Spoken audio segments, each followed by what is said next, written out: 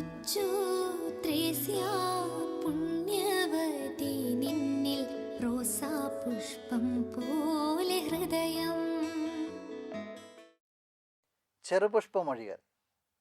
ലിസ്യുവിലെ ചെറുപുഷ്പത്തോടൊപ്പം 100 ദിനങ്ങൾ. 43-ാമത്തെ ദിനമായ ഇന്ന് നമ്മൾ ധ്യാനിക്കുന്ന ചെറുപുഷ്പമൊഴി, അങ്ങയുടെ സ്നേഹത്തെ പ്രതി സഹിക്കുന്നതിനേക്കാൾ അഭികാമ്യമായ ആനന്ദം വേറെ വല്ലതുമുണ്ടോ? നമുക്ക് കണ്ണുകൾ അടയ്ക്കാം. പുണ്യവതി, വലിയൊരു ബോധ്യമാണ് ഇന്ന് നീ ഞങ്ങൾക്ക് നൽകുക.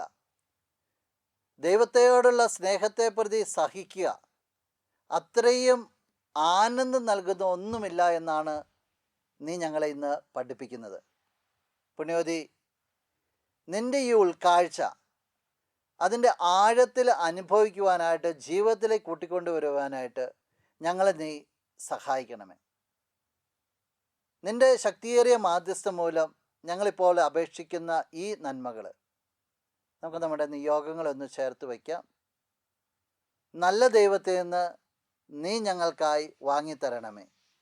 നമ്മുടെ കർത്താവ് ഈശോ മിശിഹായുടെ കൃപയും പിതാവായ ദൈവത്തിൻ്റെ സ്നേഹവും പരിശുദ്ധാത്മാവിൻ്റെ സഹവാസവും വിശുദ്ധ കൊച്ചുത്രേസ്യയുടെ പുഷ്പവർഷവും നിങ്ങളെല്ലാവരോടും കൂടി ഉണ്ടായിരിക്കട്ടെ, ഇപ്പോഴും എപ്പോഴും എന്നേക്കും. ആമേൻ. കൊച്ചു ത്രേസ്യ